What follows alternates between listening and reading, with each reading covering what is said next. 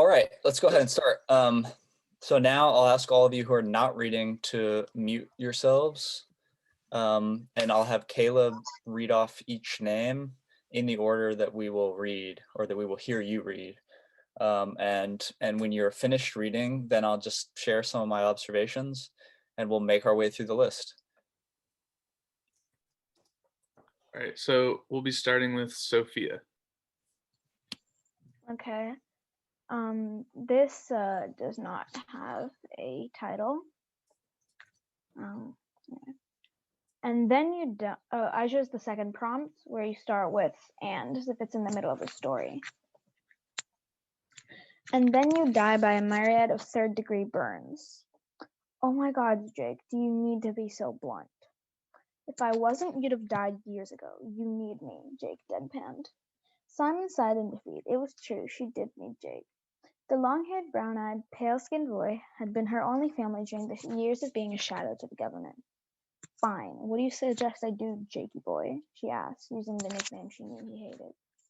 The basement is almost never guarded, and they barely have any security cameras. The vents there are a different system, so you stick to the time from Plan H and go through them.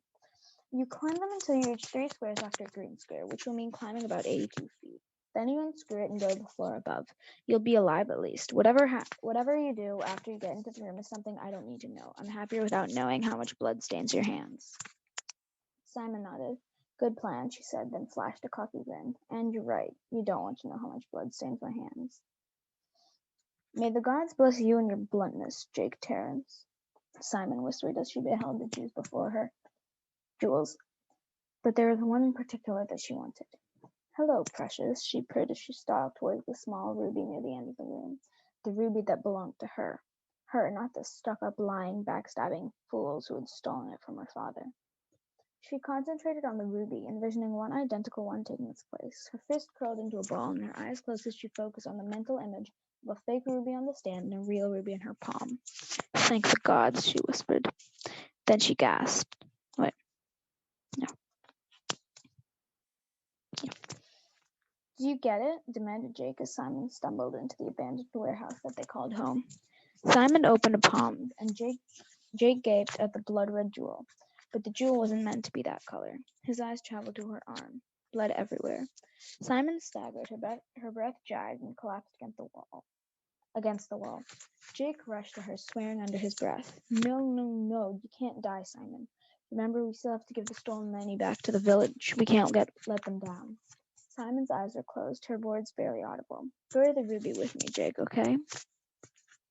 Jake shook his head. No, Simon, you're not dying. You're going to make it. Can't be killed, remember? Only by silver. The bullet was silver, Jake. Please. Jake felt the tears on his face, but didn't bother wiping them away. Okay, he whispered. I'll put it with you, Simon. Simon's chest was still. Jake pressed a kiss to her forehead and lay her down gently. I promise. Finished.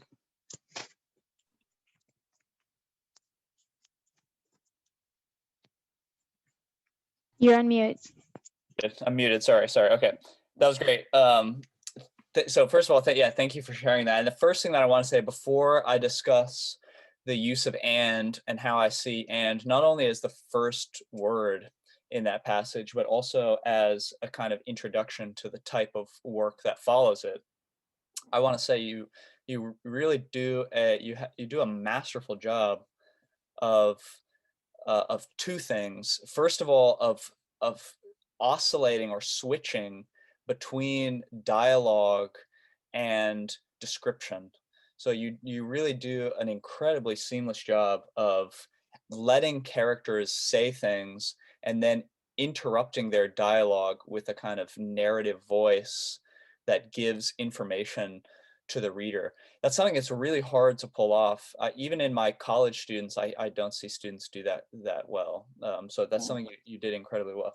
You're also very good at revealing character. I mean, even those characters that we just met, they speak in very distinctive different voices. So those are two just really great things that I saw in that piece that are kind of independent of the things that we talked about today. But let me also just say something really quickly about your use of the word and. The and that begins your passage is not only an and that implies the story is ongoing. It's not just an and that introduces us to the middle of a story. It is really an eruptive and. It is incredibly jarring and surprising to read not only the word and, but the sentence, and then you die by a myriad A myriad of third-degree third-degree burns. burns. Yeah. So there's something immediately very jarring, very surprising. There's a kind of eruption that takes place in that use of the word and. The and also conjoins your story, which I assume is not finished yet. It conjoins your story with an entire tradition of stories about secret plots, secret plans, the kind of detective genre or the spy genre. So it is a Mhm. conjoining and that links your story with stories like it. And then finally, this is the most impressive use of the word and. It is a foreshadowing and.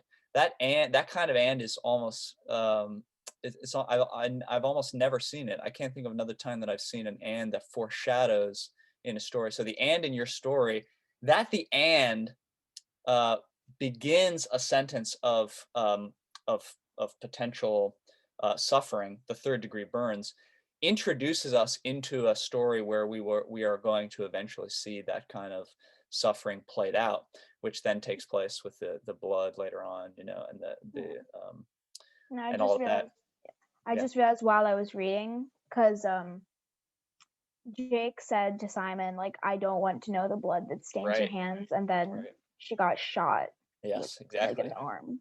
That's also a foreshadowing moment. Yeah, great. But the But I whole didn't realize until I was reading out loud.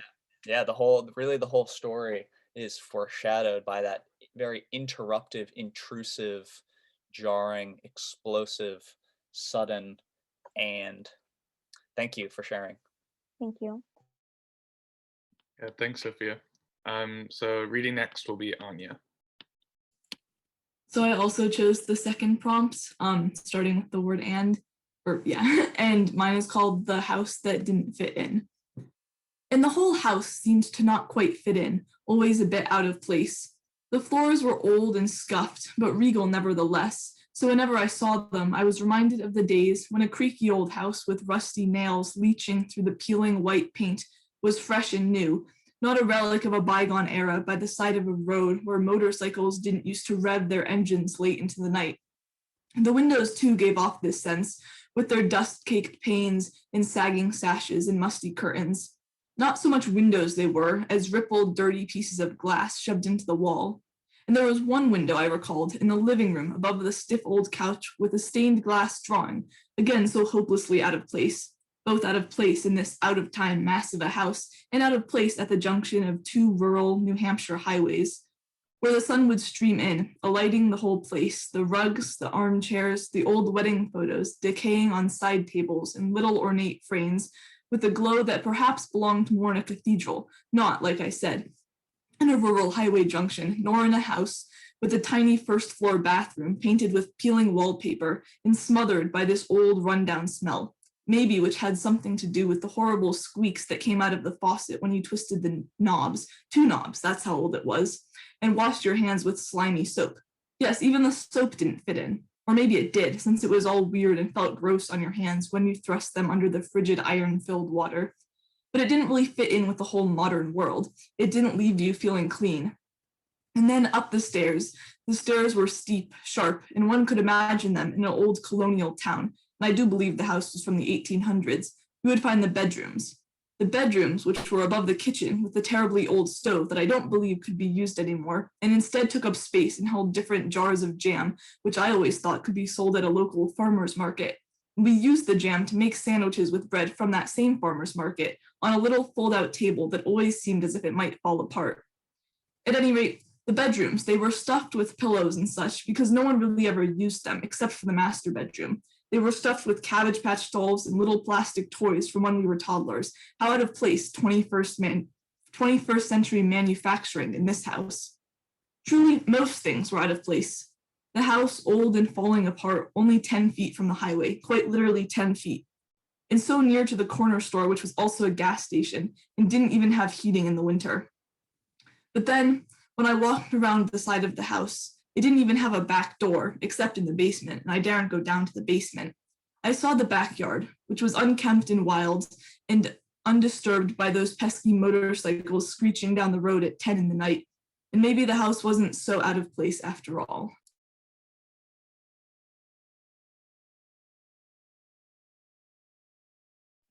Wow, that's incredible. That is some of the most impressive description that I've ever heard in my entire life. So that's no exaggeration. So let me just say a few things about your description, and then I'll talk about how I see and functioning in this story. So yeah, first of all, the description is incredible. It's very specific. It is aggregational, dare I say. And so that is how I see the use of and in this story. Again, and is not just the word that begins the story. It's not just a word that begins the description. And is the very mode of description. You don't always use the word and to conjoin the objects in the description, but it is still this kind of aggregational impulse that I see in the form of and. The table, the rickety tables, the rugs, the old furniture, the armchairs, the ornate frames, the broken windows, the peeling wallpaper, the creaking floorboards, the ornate doorknobs, the soap, the sharp stairs. That, by the way, is how you use description. To call the stairs sharp is to threaten the reader. The reader it feels like something pointing is coming out at them. So to say that the stairs are sharp is to give us a sense of discomfort, to give us the feeling that we are being threatened. So what this description does, and the way I see and working in it, is it creates a kind of claustrophobia when we read as well. It's not just a sharpness, it's an abundance, it's an aggregation. The jars and the jam, the old stove, the pillows, the toys, the dolls, even the backyard is overgrown and overwrought. So there's something in the description which allows us really to be in the place. And I see that as the aggregational impulse of and. So to begin your story with the word and is appropriate. And then if I heard you right, you also end the description with the word and. Is that, did I hear that final sentence correctly? Is that, and maybe, is that right? Yes, right, great. So so the and comes back again. It's also really brilliant how you don't say the word but or the word or. You do not say, or maybe the house is not so out of place. You say, and maybe the house is not so out of place, which is to say that the house somehow can be both out of place and in place simultaneously. And then we as readers are kind of forced to grapple with that tension. It's really, really brilliant. Thank you. Yeah, thanks for sharing, Anya. So next on the list is Olivia. So my story is based on prompt number 1.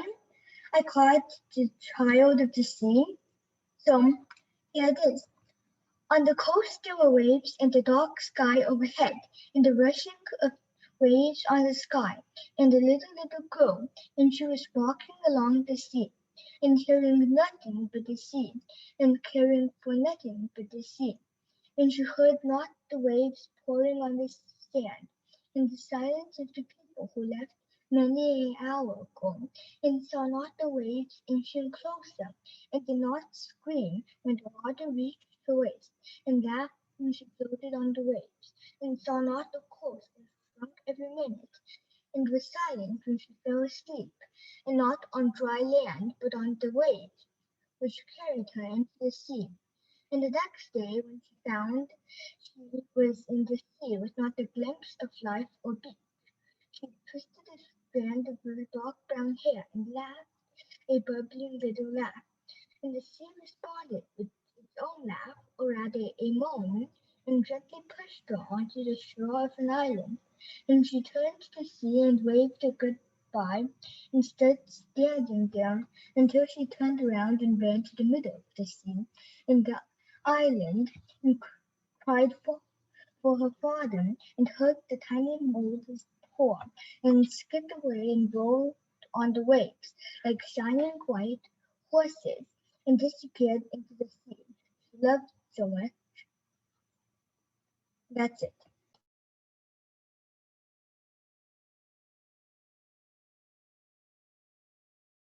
That is really beautiful. I love it. I love it. Thank you for sharing. So, wow, this is stunning. The and it really does. It is expansive. It allows the story. It really like pushes the story forward. The and gives it a kind of strange logic where whereas if that story were written without the and, I don't think it would have the same kind of motion, the same movement, the same pace. The and functions in at least three ways, I think, the first of which I've already named, and that's to give it a kind of pace, to give it a kind of very surprising and unusual logic when it comes to the relationship between images and ideas. And that leads into the second use of the word and, which it has this effect of almost collapsing the physical world and the mental world. At the very beginning of the story, especially, you say, you know, you describe the rushing of the waves, the sky overhead, and also those are kind of interrupted by descriptions of the internal mind of the protagonist of the story or the poem. Maybe that is a poem. It does remind me very much of Virginia Woolf, her book The Waves. I don't know if you're aware of this book. It's a difficult one. Someday though, keep it in mind and you can check it out. And then, yeah, the third way that Anne functions in that story is just really, it's kind of expansive. So it creates this feeling where the story is like, it's like growing, it's constantly growing and expanding. And that doesn't happen with narratives. I mean, even when you're just telling a story that moves fast or kind of rapidly progresses, you don't always get the sense that there is a kind of like this feeling of growth and expansion, where you can almost imagine the space growing in your mind. Is really beautiful. Thank you for sharing that. Yeah, thanks, Olivia. Next up is Georgia.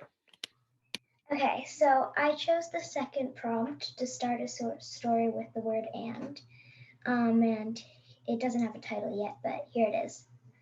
And the beggar woman sang of the wolf's cold heart, how she prowled in a mist-shrouded lane. She widened her slanted yellow eyes and let her blood-red howl resound through the woods. And oh, how it throttled the trees.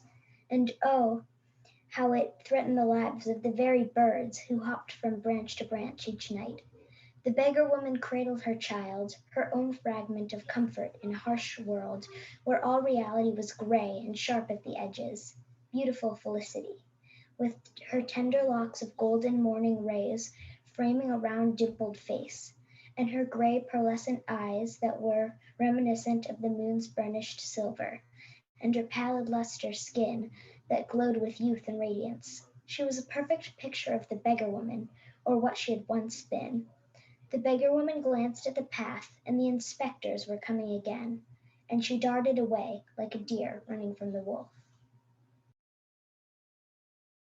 Wow, I'm running out of superlatives to tell you all how much I enjoy your writing. It's really great. Thank you so much. So vivid, so descriptive. The imagery was really beautiful. Something you do very well, Georgia, in your description is you zoom in and out. So there's a kind of almost fluctuating eye in the narrator, where we get really vivid descriptions of the beggar woman's face and skin.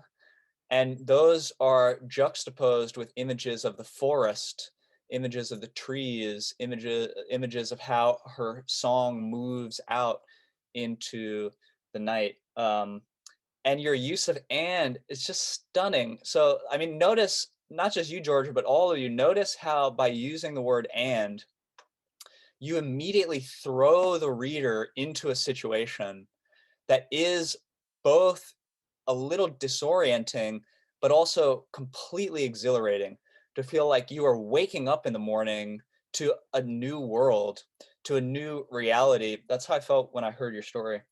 I do also really love your use of "and oh," and "oh, her song." I think you said it at least 3 times. And very James Joyce of you. And oh, her song. Beautiful. There's also a really great moment where the beggar woman looks out at the path. I can't remember the exact language, but the beggar woman looks out at the path. And then you say, and then who is coming along the path? Here, I can read it. The beggar woman glanced at the path, and then the inspectors were coming again. Yes, yes. And then the inspectors are coming. So you could have just said the woman glanced at the path, period. The inspectors were coming again. But to say "and then" is to suggest somehow a relationship between the woman's perspective and the investigators coming along the path. So that again, the "and" is kind of relational. It makes us wonder about these two things in relation to one another. It's really great. Thank you. Thanks, Georgia. So I just wanted to remind everyone that we're at like technical time, and that if you have to leave, you can do so.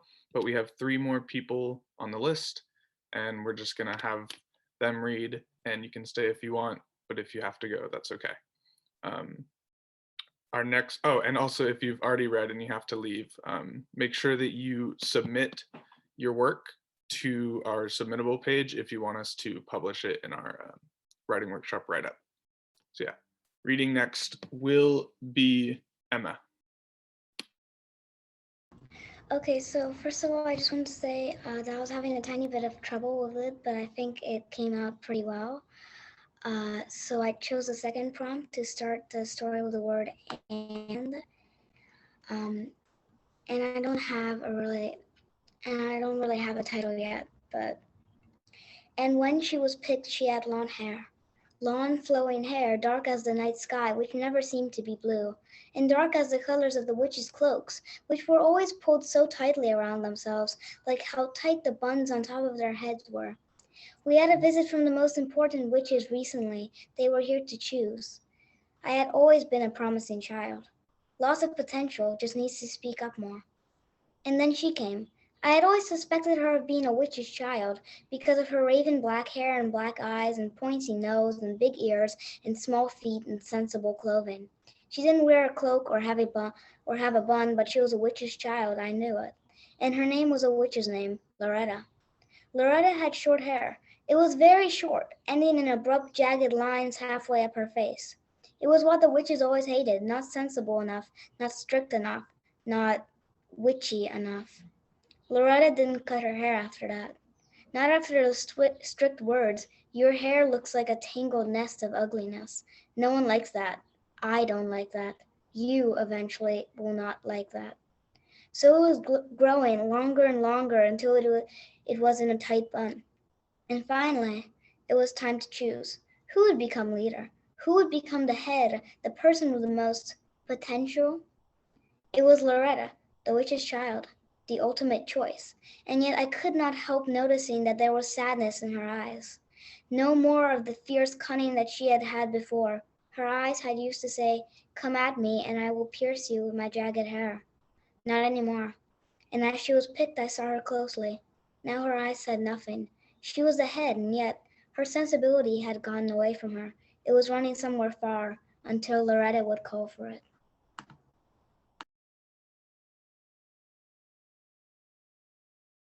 Wow. I mean, Emma, let me just say there was no evidence at all that you struggled with that. It's incredible that you're very talented. Can I ask you to read the opening description again? I want everyone to hear it and to pay attention how your description of hair makes use of the word and how and creates a how it extends the description, how you use the word and to extend the description. Yeah, go ahead. Okay. And when she was picked, she had long hair, long flowing hair, dark as the night sky, which never seemed to be blue, and dark as the colors of the witches' cloaks, which were always pulled so tightly around themselves, like how tight the buns on top of their heads were. Incredible. It's really, that's amazing. So yeah, just notice how and in the description allows you to continue the description to say the hair was like this and like this and like this and like this, and it goes on. And when she was chosen is so great, not just because it throws us as readers into the middle of a story, but because there's so much intrigue. She was chosen. What was she chosen for? And that you move from her being chosen to a description of her hair is incredibly surprising and strange. And I also love the line, and now her eyes said nothing. It's it's maybe the weirdest and that we have heard yet today in any form, visual or literary. It is quite haunting, I think. Now her eyes said nothing. I always mean the word weird in a good way, of course. It's really great. That and is haunting partly because it's such a non sequitur. I'm not sure to what it refers. It doesn't necessarily conjoin. It doesn't necessarily relate. It is quite eruptive or interruptive. That was really great, Emma. Thank you for sharing. I love it. Thanks. Yeah, really beautiful descriptions, and scary and kind of scary too. Yeah. Thanks, Emma. Reading next is Aditi, if she's still here. Yeah, I'm here. I did the first prompt, and the title I chose was A Day of Games. The sky blue waves reflected the atmosphere's blue hue and eagerly invited children to come and jump in as the waves bounced around in joy and filled every space of the small lagoon. And every child slowly thought about all the amazing games they could play, and they soon found a small stream flowing into the depths of the ocean and followed the smooth current into the ocean. And the children found themselves playing a game with the small waves as they rose and quickly fell. And the children could feel their excitement quickly rising. And the ocean didn't stop playing with them, and they soon forgot about the fast-paced currents and ventured further and further. And they noticed that the shore had disappeared, and the ocean was the only thing in sight. And the children stayed calm as they focused on the problem, and with their adaptive mindset, they found their way back to land and continued their day of games. Great. Okay, that's really fun. Thank you for sharing that. So that your and is a kind of a new and. It's an and that functions in a very specific kind of way and then reverses itself right at the end of the story. So I was thinking of your and at the beginning in the same way that I think of and in Peter Brugger's painting. So you remember we looked at that painting of the town square where we have so much going on at once. So it's kind of, we're kind of introduced to this large scene where we have a lagoon and the shoreline and then the water and the waves and you have all the so you're introduced and you get a scene. Multiple things are happening simultaneously, but then the and starts to become almost a frightening and as the children are drifting away from the scene itself. So the and carries them away. The and is not so much conjoining as disjoining. It slowly it really is interesting how the work of that word and just that little word does the work of pulling them away from the shore, so that when you read the and you feel, I mean, I was a little freaked out, a little worried, a little distressed, a little disjointed, as with each and we move farther and farther and farther away from the scene. And then right at the end of the story, the and reverses itself and performs very differently. It acts as a kind of little wave that brings the children back to their games. Yeah, it's great. That was a very functional and it's a lot of fun. Thanks a lot. Thank you so much. Yeah. Thanks, Aditi. So wrapping up today's workshop will be Helen. I chose the first one, and I wrote, "A lone wolf stood atop a tall hill, his howling echoing across the snow-covered Yellowstone plains. And down below, a grizzly bear lay deep asleep, snoring, in parallel but far enough away. A pack of antelopes stood shivering in the snow. And the owl hooted in the distance, and the red fox clumsily ran for shelter as the snow cloud covered overhead, filled with snow. As the storm cloud covered overhead, filled with snow."